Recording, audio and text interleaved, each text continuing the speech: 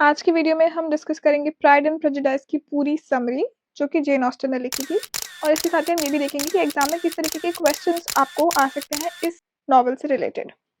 Let's start with the theme. सबसे पहली बात हुई प्राइड एंड प्रेजुडिस की कि आपको टाइटल इसका डिस्कस करना होगा एंड प्राइड और प्रेजुडिस कैसे, उसमें अपने आप में एक थीम है। एक और चीज मैं बता दूं कि प्राइड का मतलब तो आप जानते होंगे गर्व या घमंड, वही प्रेजुडिस का मतलब क्या होता है कि हम किसी को जानने से पहले उनके उनके बारे में अपने मन में एक छवि बना लें कि ये तो ऐसा ही होगा। जैसे कि अगर किसी लड़की ने क्रॉप टॉप पहना है तो वो टिपिकल आंटियां होती है, वो ऑलरेडी जज कर लेती है कि ये लड़की तो बहुत कैरेक्टरलेस है। या किसी औरत ने साड़ी और घूंघट लेके रखा है तो शायद कोई मॉडर्न औरत ऑलरेडी जज कर लेगी कि ये तो गवार औरत होगी। Possible, right?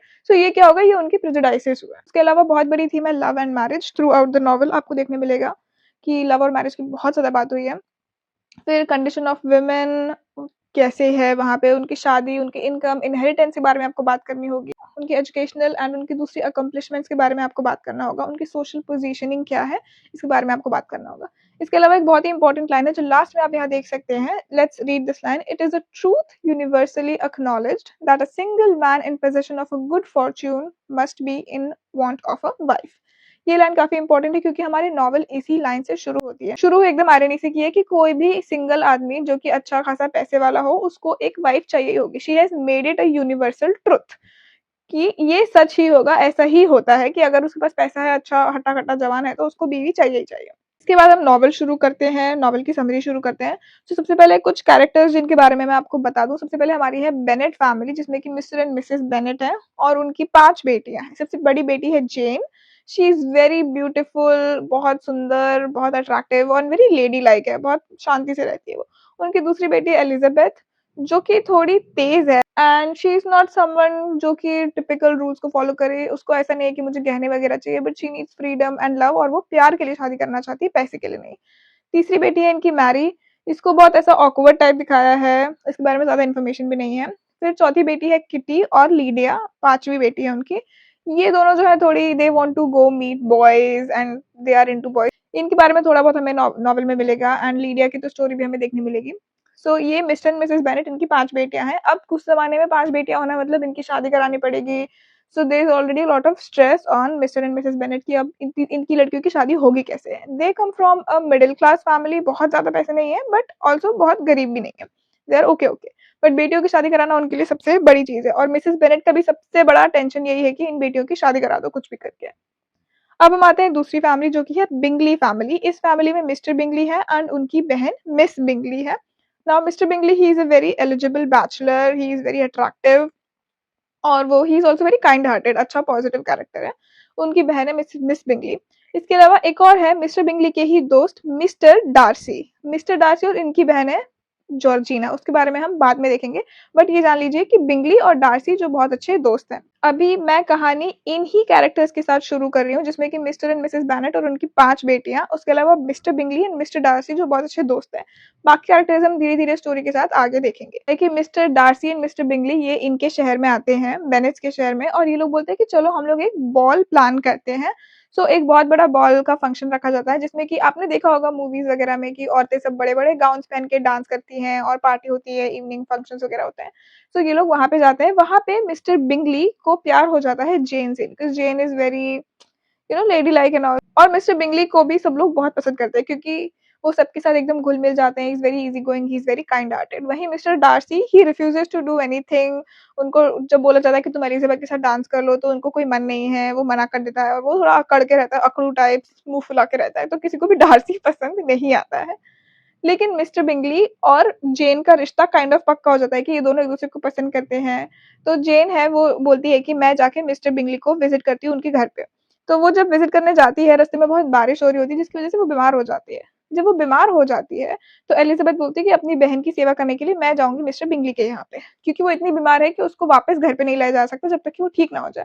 तो एलिजाबेथ जब मिस्टर बिंगली के घर जाती है, she has walked a lot in mud, बारिश के मौसम में सब कुछ। तो जब तक वो वहां पहुंचती है वो पूरा कीचड़ विचड़ लग चुका है, उसके कपड़े खराब हो चुके हैं। ये सब कुछ देख के मिस्टर बिंगली की बहन जो है और बाकी जो भी लोग हैं वहां के, उनको लगता है कि एलिजाबेथ कितनी गंदी है, क्योंकि ये लोग काफी अमीर है। Yeah I forgot to mention this, but mister Bingley and mister Darcy they come from a very rich family, बहुत अपर क्लास के लोग हैं। तो इसकी जो बहन है उसको बिल्कुल अच्छा नहीं लगता है बिंगली की बहन को कि ये कैसी गंदी-संदी सी लड़की हमारे घर पे आ गई है।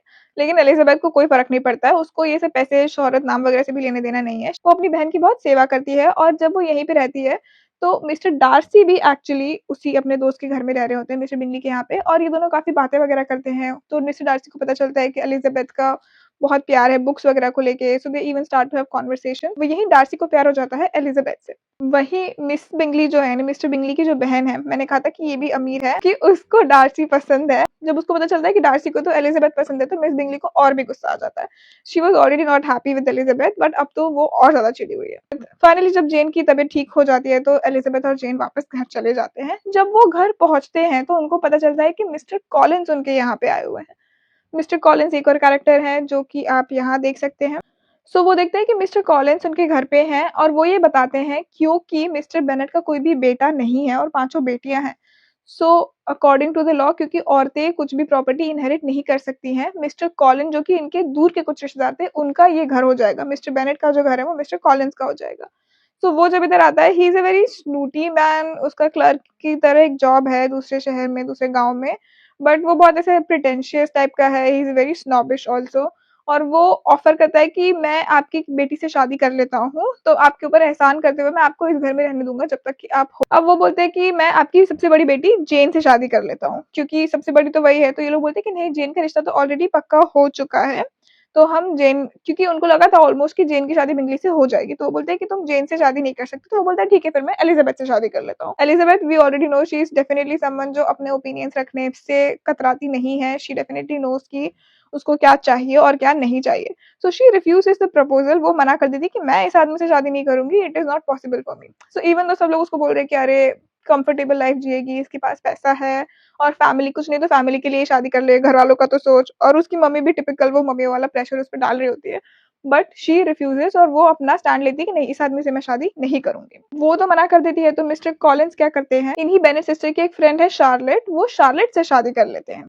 वही जो बेनेट फैमिली है, इनके घर के पास में एक मिलिट्री का कॉन्वॉय आता है, जिसमें कि एक मिस्टर विक्रम करके एक आदमी है, जिससे कि एलिज़ाबेथ मिलती है। और मिस्टर विक्रम बताते हैं एलिज़ाबेथ को कि डार्सी ने एक्चुअली मिस्टर विक्रम के पैसे वगैरह कुछ ले लिए थे और उनकी इनहेरिटेंस जो उनको मिलनी चाहिए थी जायदाद, उसमें भी धोखा दिया, जिसकी वजह से कि विक्रम के पास अब कुछ भी नहीं है और वो बहुत गरीब हो गया है। सो इस बात से एलिज़ाबेथ तो ऑलरेडी डार्सी को पसंद नहीं करती थी, right? She did not like him from the beginning, क्योंकि डांस के टाइम पे भी उसने बहुत नाटक किए थे।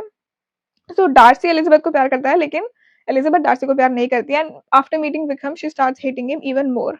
अब वही जेन है, she is still waiting for the proposal from Bingley, लेकिन अभी तक उसने कुछ सुना ही नहीं है। She is still waiting to hear from him. Finally Jane बोलती है कि ठीक है, चलो एक काम करते हैं, मैं सिटी विज़िट करने जाती हूँ, हो सकता है अगर मुझे मिस्टर बिंगली कहीं मिल जाएँ, तो शायद मैं उनसे बात कर सकूँ कि क्या हो गया? क्या मतलब, क्यों नहीं तुमने रिश्ता भेजा है? तो जेन जाती है, she decides to go to London अपने अंकल और आंटी के यहाँ पे। उनका नाम है मिस्टर एंड मिसेस गार्डिनर, जो कि आपको यहाँ देखने मिल जाएँगे। Yes, mister and missus Gardiner. I hope you are able to follow. Collin ने शार्लेट से शादी कर ली थी और मिस्टर एंड मिसेस गार्डिनर के यहाँ पे जेन जा रही है। ओके। एंड उसी वक़्त में एलिज़ाबेथ बोलती है कि ठीक है, मैं भी मेरी दोस्त शार्लेट को विज़िट करने जाती हूँ कॉलिन्स के यहाँ पे, क्योंकि शार्लेट की शादी कॉलिन्स से हो चुकी है। तो वो बोलती है ठीक है, मैं जाती हूँ कॉलिन्स और शार्लेट के यहाँ विज़िट करने के लिए। ड्यूरिंग दिस विज़िट उसको पता चलता है कि लेडी कैथरीन द बर्ग वो पेट्रन है कॉलिन्स की। She is also a very rich lady and she is also the aunt of Darcy. Darcy की वो आंटी लगती है। वहीं पे वो डार्सी से वापस मिलती है और डार्सी से फिर वापस उसकी बात वगैरह होती है। डार्सी तो ऑलरेडी उसको काफ़ी पसंद करता ही था। एलिज़ाबेथ ने ऑलरेडी एक प्रेजुडाइज़ बना लिया था अपने मन में कि मुझे डार्सी पसंद नहीं है, राइट? और ऑल्सो जो चीज़ें हुई है उसके अकॉर्डिंग उसको डार्सी पसंद नहीं है। यहीं पे उसको कर्नल फिट्ज़विलियम मिलते हैं कि बातों-बातों में वो एलिज़ाबेथ को बताते हैं कि इस मिस्टर डार्सी का एक दोस्त है मिस्टर बिंगली, उनको एक लड़की पसंद आ गई थी और उनकी शादी होने वाली थी, लेकिन डार्सी ने उस शादी होने से बिंगली को बचा लिया, क्योंकि वो लोग सिर्फ़ पैसे के लिए ही शादी करना चाहते थे। सो डार्सी ने उस शादी होने से बिंगली को बचा लिया। अब जब एलिज़ाबेथ को ये बात पता चलती है कि ओह! ये जिसके बारे में बात कर रहा है वो उसी की फैमिली हुई, राइट? और उसी की बहन, उसकी बहन जो कि मिस्टर बिंगली को बहुत पसंद करती है, उसकी शादी डार्सी की वज़ह से टूटी है। तो एलिज़ाबेथ का फुल दिमाग खराब हो जाता है, वो बहुत ज़्यादा गंदा चिढ़ने लगती है डार्सी से। इसी वक़्त डार्सी आके उसको प्रपोज़ करता है और वो उसको रिफ्यूज़ कर देती है। ना ही सिर्फ़ रिफ्यूज़ करती है, वो उसको चिल्लाती भी कि तुम्हारी हिम्मत कैसे हुई कि तुमने मेरी बहन का रिश्ता तोड़ा और अब तुम्हारी हिम्मत हो रही है कि तुम आके मुझे प्रपोज़ कर रहे हो, लाइक हाउ डेयर यू? इतनी सारी खिचड़ी जब पक चुकी है, सो फाइनली डार्सी एक लेटर लिखता है एलिजाबेथ को, सब कुछ सच बताता है, जिसमें कि वो बोलता है कि ये सच है कि मैंने उनकी एंगेजमेंट तोड़ी थी क्योंकि मुझे ऐसा लगा था कि ये लोग एक-दूसरे को प्यार नहीं करते हैं और ये लोग एक-दूसरे के लिए सही नहीं है। ओके, और इसीलिए मैंने वो एंगेजमेंट तोड़वाई थी। और दूसरी बात, वो विक्रम के बारे में भी सच बताता है। वो बताता है कि विक्रम एक्चुअली डार्सी की बहन को लेके भागना चाहता था, क्योंकि विक्रम ऑलरेडी एक गरीब फैमिली से आता है और उसके पास कुछ पैसे ऐसे थे, लेकिन वो एक अच्छा इंसान नहीं है। वो पैसे यहाँ-वहाँ उड़ा देता था, इसलिए उसके पिताजी ने जो कुछ पैसे उसके थे वो डार्सी को दे दिए थे। अब इसीलिए विक्रम ने बदला लेने के लिए और पैसे के लिए डार्सी की सिस्टर को फँसाना शुरू किया और वो उसके साथ भागने वाला था।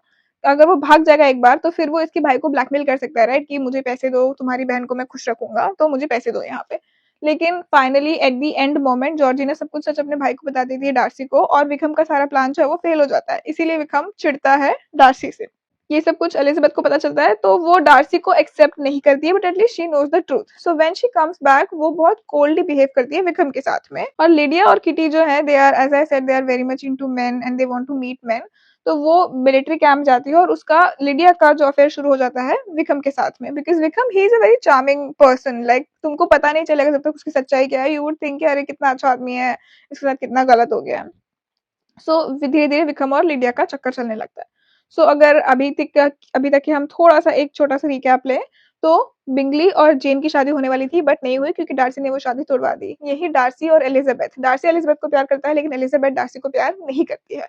और लिडिया और विक्रम का थोड़ा-थोड़ा चक्कर चल रहा है and they are moving forward with their relationship, but किसी को पता नहीं है। और कॉलिंस जो कि इन बहनों से शादी करने के लिए आए थे, वो शार्लेट से शादी करके अलग रह रहे हैं। अब फाइनली एलिजाबेथ की बात आती है, तो वो बोलती है कि चलो मैं भी अपने अंकल आंटी को विजिट करके आती हूँ, मिस्टर एंड मिसेस गार्डिनर।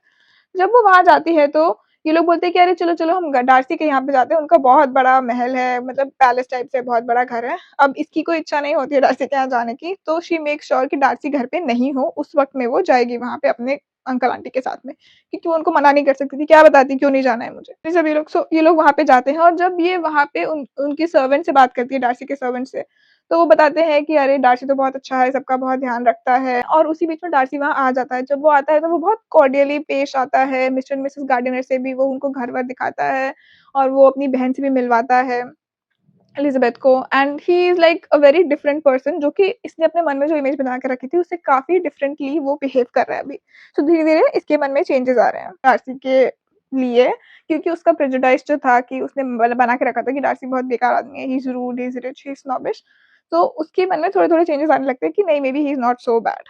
अब जब ये घर वापस आती है, मतलब मिस्टर एंड मिसेस गार्डिनर्स के घर पे ये लोग वापस पहुँचते हैं, तो इनको चिट्ठी मिलती है जिसमें कि पता चलता है कि लिडिया तो विक्रम के साथ में भाग गई है। ये सब कुछ सुन के फटाक से एलिजाबेथ घर वापस जाती है और बाकी सारे जो आदमी हैं, इनके पिताजी मिस्टर बेनेट और बाकी मिस्टर गार्डिनर, ये सब लोग जो है लिडिया को ढूँढने में लग जाते हैं, लिडिया और विक्रम को ढूँढने में लग जाते हैं। लेकिन इनको भी वो मिलते नहीं हैं, तो फाइनली मिस्टर बेनेट भी वापस आ जाते हैं गाँव में, बिकॉज़ नहीं मिली है लिडिया। राइट। फाइनली उनको पता चलता है एलिजाबेथ को कि विक्रम मिल गया है, उसने लिडिया से शादी करने की बात मान ली है, पर इस शर्त पे कि उसको कुछ एनुअल इनकम दी जाए।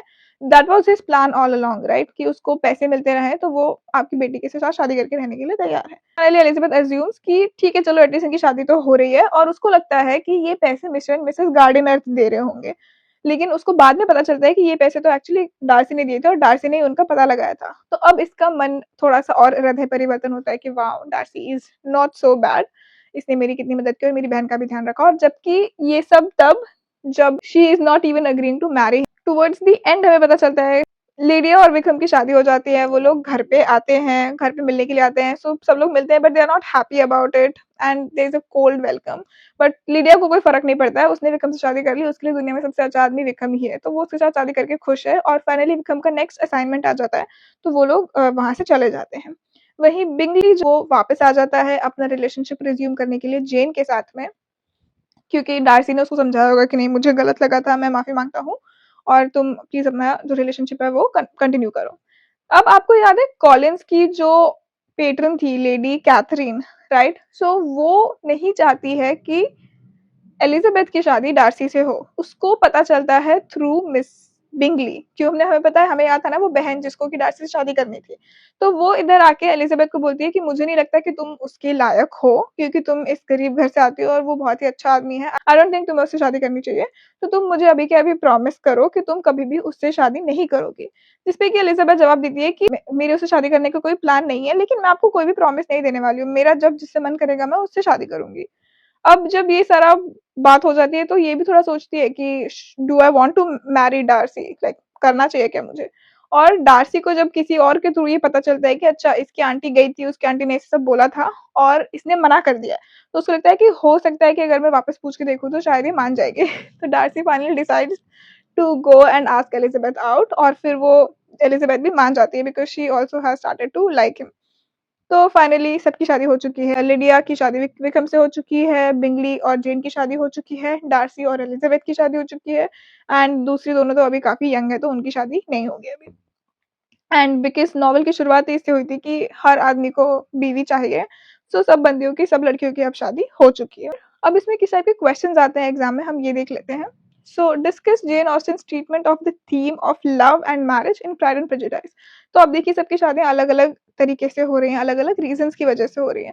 जैसे कि कॉलिंस की जो बीवी है शार्लेट, उसने क्या बोल के शादी की कि भाई मैं इतनी सुंदर नहीं हूँ और मुझे तो स्टेबिलिटी चाहिए, मुझे कुछ लेना देना नहीं है कि प्यार है कि नहीं, बट स्टेबिलिटी होनी चाहिए, घर में 2 वक़्त का खाना मिल जाना चाहिए, मुझे इससे मतलब है।